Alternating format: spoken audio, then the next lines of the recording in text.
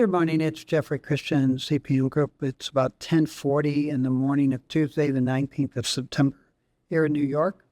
The price of silver is running around $23.66, up a little bit from the end of last week.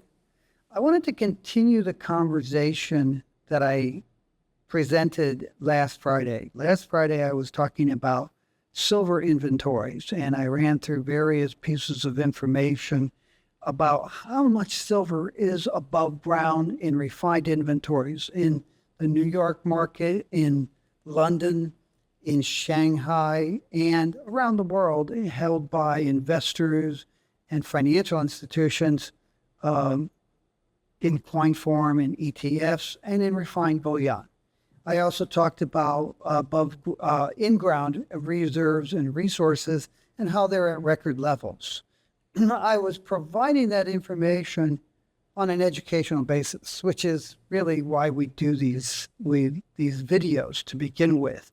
And what I didn't talk about was silver prices and inventories.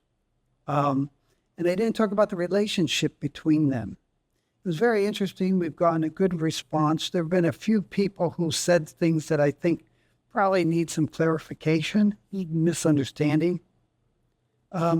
People have to remind me that most people, in fact, probably everyone, have not been in the precious metals markets as long as I have. 1979, I have been traveling around the world, gathering data, meeting people in the range of sectors of the precious metals markets, developing data. I've been a researcher, researching precious metals since 1979.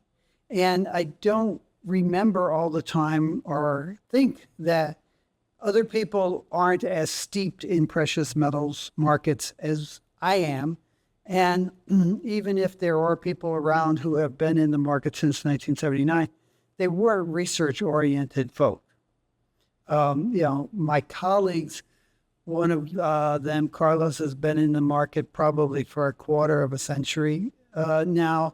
Rohit has been with us for well over 10 years, probably about 13 years or so, maybe longer. Might be closer to 18 years. We have a lot of longevity, and we understand the market. And we sometimes forget that the people that we're explaining the market to don't have that background and don't necessarily gather the information that that we're trying to impart to them and what it means. Now, a lot of people know from these videos, and because they're research clients of ours and they buy our research, we have been saying for some time, years, that we thought that the price of silver would rise at some point, and our most likely target period was 2024, 2025. It still is. And we're talking about a very significant increase, a realistically significant increase in the price of silver. We wouldn't be surprised to see the price average somewhere in the low to mid 30s. I'll talk a little bit more about that at the end of this presentation. But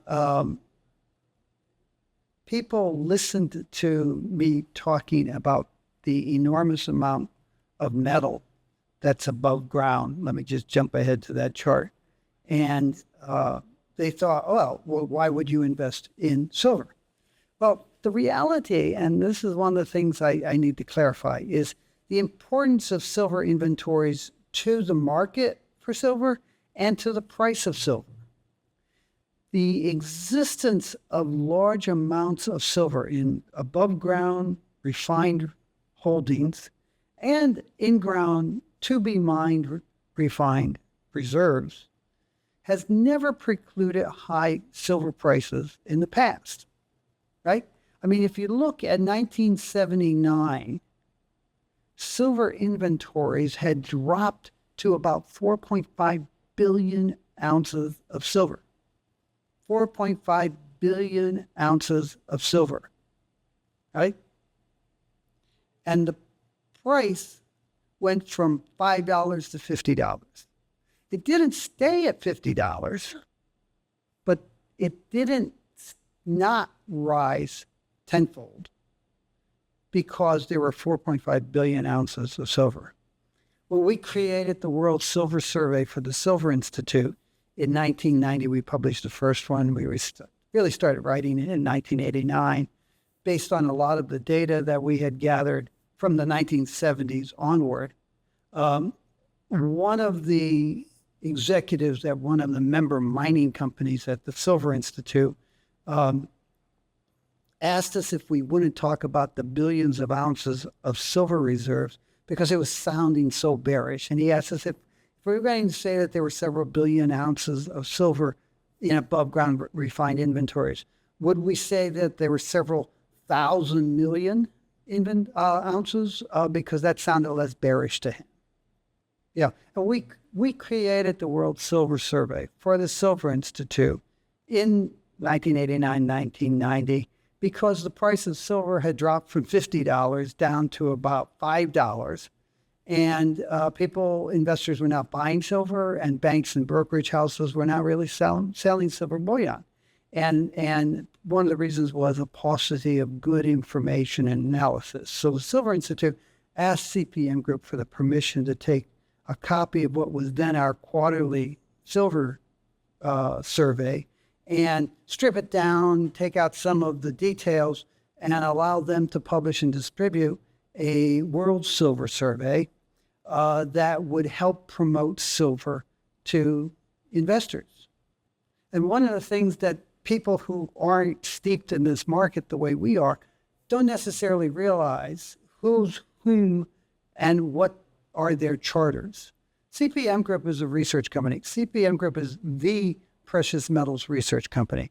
We're the company that since the 1970s have gone around the world and developed estimates of a very secretive precious metals markets and base metals markets and specialty metal markets. How much metal is being mined, how much is being recovered from scrap, how much is being used in various fabrication industries, how much is being used in various countries, how much investors are buying, what inventories are, the basic fundamental statistics, and then the analysis of those statistics to determine what the state of the market is and where the price is going. That's what CPM Group does. That's who CPM Group is. We are, to use the words of somebody else, we are the neutral voice in the neutral source in the precious metals market for basic data and analysis. The Silver Institute, as I said, is in the business of promoting investment demand for silver. The World Gold Council is in the business of promoting investment demand for gold, and the World Platinum Investment Council is in the business of promoting platinum to investors. These are not research companies. These are companies that are financed by mining industries, participants, mining companies, to stimulate investment demand. CPM Group is the neutral source for information. Yeah. People pay us to get our projections right. And doing that requires us to have a firm, accurate, supportable, reasonable understanding of supply and demand. The fact that there's a lot of silver out there doesn't necessarily preclude higher prices. In 1979, it was 4.5 billion ounces. The hunts, by the way, and I've said this before, but a lot of people haven't been watching these videos for years. The hunts were not trying to corner the silver market. The hunts bought at the time, at their peak, they had about 67 million ounces of silver out of above ground inventories of 4.5. The hunts saw what was happening in the silver market, expected prices to rise sharply, bought silver and silver futures and over-the-counter silver options to take advantage of what they saw would be an increase in silver prices. They made a couple tactical errors, which cost them their fortune, but they never planned to corner or squeeze the silver market. And they didn't plan to do that because they knew there were billions of ounces of silver in above ground inventories. Time progressed. You get into the late 80s, People are sad because they bought silver at $35, $50, $20, thinking that the price would stay high, and it didn't. It came down to $5. The silver mining industry was worried about that. They came to CPM Group, bought some research and consulting time from us. Why are silver prices $5 instead of $50? We told them. They hired us to do they bought the right to strip down our silver work into the World Silver Survey. After the initial 5-year period, during that initial 5-year period, they were constantly asking us to skew our data to make it more bullish. And we didn't want to do that. So after 5 years, we didn't renew that agreement to produce the World Silver Survey.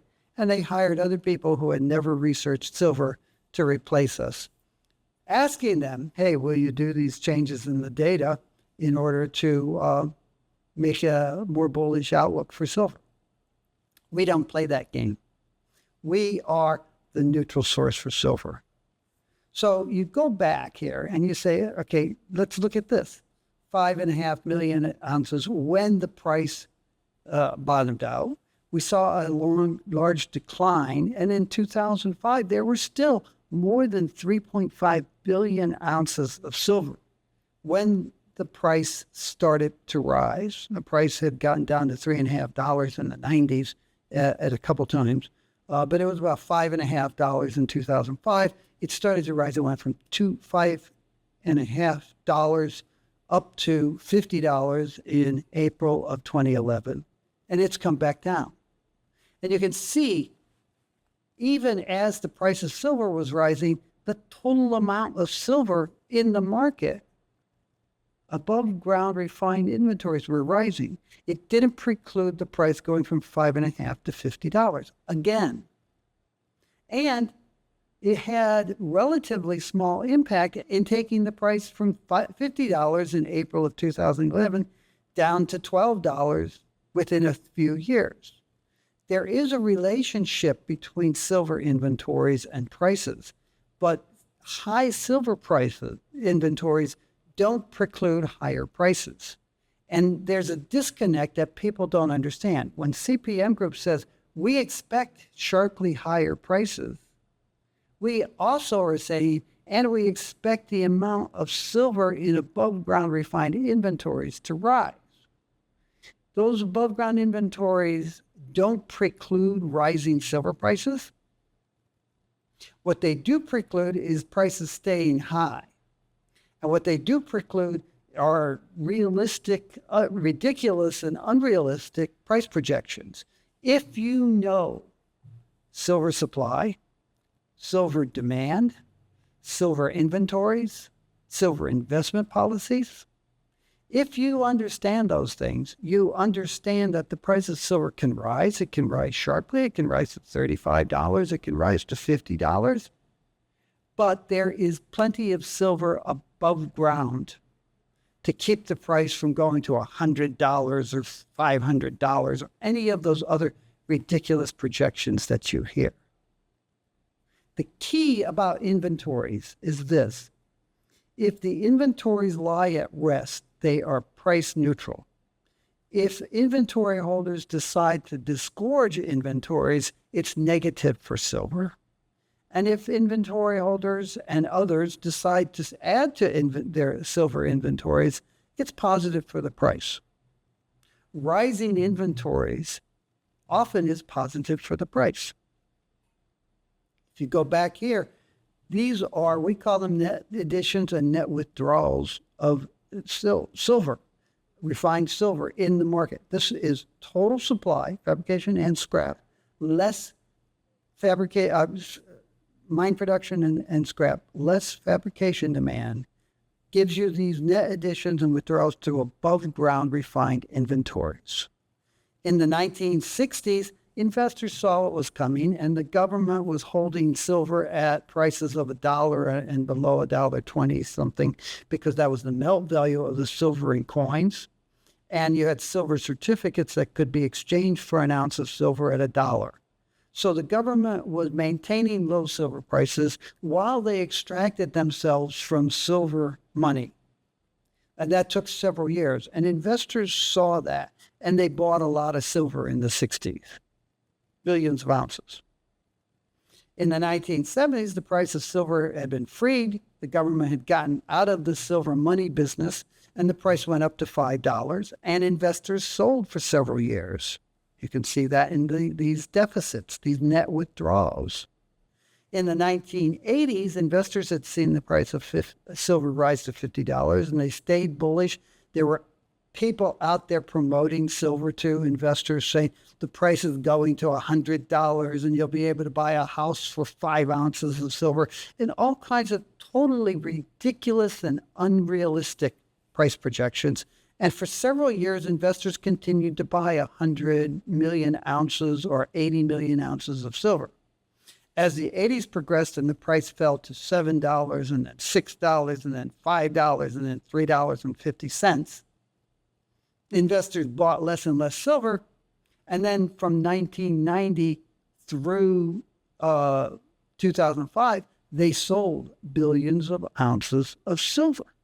And the price was flatlining. You can see from this red line, investors were buying less and less metal, and silver prices were falling. Investors were net sellers for 15 years, and the price flatlined between $3.50 and $5.50.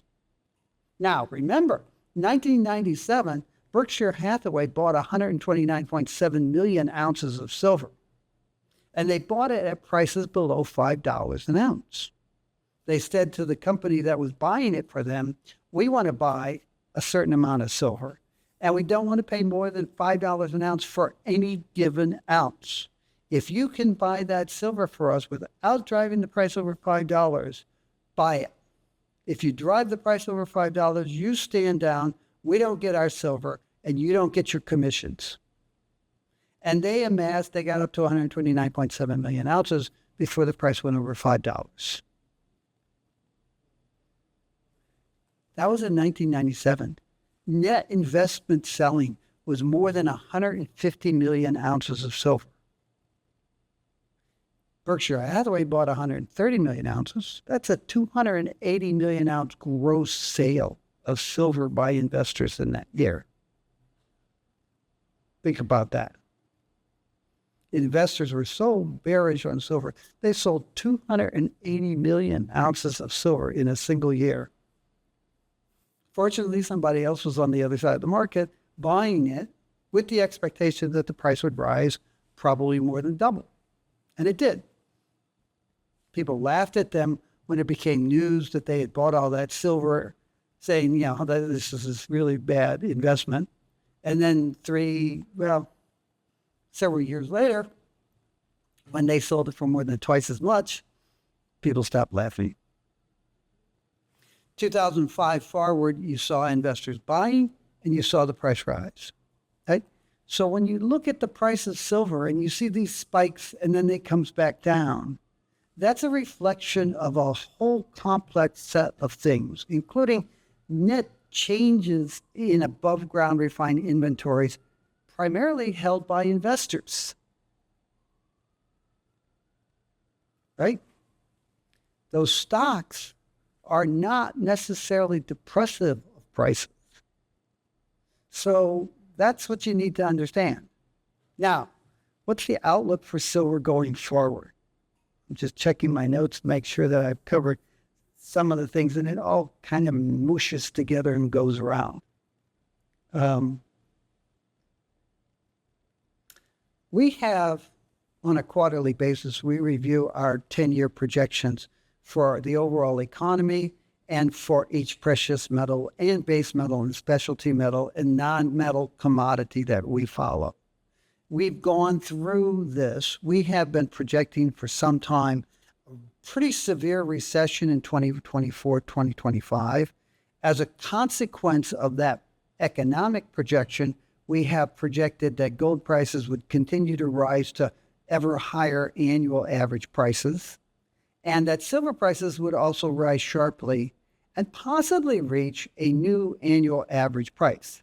Now remember, price of silver touched $50 for 2 days, one in 1980 and one in 2011. On an annual average basis, the price has probably, well, averaged a little over $20 in 1980, and it averaged in the 30s in 2011. In 2011, the price touched $50 for one day in late April. Within a week, it was $32. So we wouldn't be surprised to see the annual average price of silver rise over the next 2 years because of severe economic, political, and financial market issues, which we talk about ad nauseum, even if people don't want to hear it. Now, we don't go around saying that China is going to collapse and that the dollar is going to collapse and the treasury is going to collapse and people are going to be using silver to buy milk and gold to settle their international trade settlements. We have a much more realistic view of the economic reality. We have gone through our economic projections for the third quarter, getting close to the end of the third quarter, and we have said, okay, we've been talking about a recession in 24, 25. Other people were saying a recession in 2022 didn't happen. 2023 hasn't happened yet. Could happen in the fourth quarter. Start in the fourth quarter. But it hasn't happened yet. Now they're saying, oh, well, we're going to have a soft landing instead of a recession. CPM Group is standing there in the middle. They used to be on the left of us. Now they're on the right of us. And it makes me very happy that I don't agree with either extreme. CPM Group has looked at our views of the economic environment, the political environment, and the financial market stability or instability, all of those problems that are out there that we've talked about ad nauseum in these past videos. And we've said to ourselves, and we're saying to our clients, we still expect a recession. It will be severe, in our view, and it will be worse than the ones in 1980, 1981, 82, 1991, 2001, but it won't be as severe as the one in 2007 to 2009. And it won't be as severe as we had thought because we're working from a higher base of economic activity. The economy has been better shape over the last 2 years than we thought, and we think that that will mean that the recession, which we do still expect to come over the next 2 years, is likely to be less severe than we had been projecting. That suggests to us that the gold price and the silver price might not rise quite as sharply as we have been projecting. We still expect record gold prices on an annual average basis, and we still see silver prices rising close to, if not over, the previous record set in 2011, 2012. Even though we project that inventories and above-ground silver inventories will continue to increase to record levels because those inventories do not necessarily preclude higher silver prices. I hope that's a lot clearer, and I hope that I've been able to explain it. As I said, we're steeped in this stuff. We've been studying and researching precious metals, including silver, on an unbiased basis since the 1970s. We literally know more about these metals than anybody else on Earth. We are, as many people in the core precious metals market say, the historical repository for the precious metals. We have companies, mining companies, refiners, others, call us up and ask us about things that went on in their companies in the past because there's nobody around and there are no written records of what happened. But we have them. We recently did a study for a company, and we were pulling out data from our files from the 1980s and the 1990s to help them understand that. So that's what we think about silver. I hope I've clarified the view. I gave you that information on silver inventories and how they're high everywhere in the world and rising. I gave you that information so that you understand it, not so that you say, oh my God, there's no reason to invest in silver, but so that you say, oh, wow, silver looks like a very interesting investment for the next couple of years, but I'm not going to expect it to go to $1,000 or $10,000, and I'm not going to be expecting to buy a house with it. I have told the anecdote in the past about my uncle, Leo, who bought silver back here in the 1960s at $1 an ounce or less, and bought a house with it in the first quarter of 1980. The seller of the house agreed to sell his house to my uncle for silver at $35 an ounce. It wasn't 5 ounces of silver, but he sold high, bought low, sold high, just like Lennon told him to. Tomorrow, if you're our client, you can plug into our open forum. It's available to all of CPM Group clients, including our retail investor program. If you want to get in, send an email to info@cpmgroup.com, and we'll talk to you tomorrow. If you're not our client, you got 24 hours to sign up. Meanwhile, you can go to our website and you can read some of our research. You can buy our research. Again, we're not a promotional organization financed by mining companies. We're a research and consulting company that's paid to get our research and our projections right. We are the neutral source for information for the precious metals industry. Thanks. Take care of yourself. Be good to yourself. Try to be good to people around you. Try to do something good for the world, because the world needs more people doing good things and fewer people doing bad things. Take care.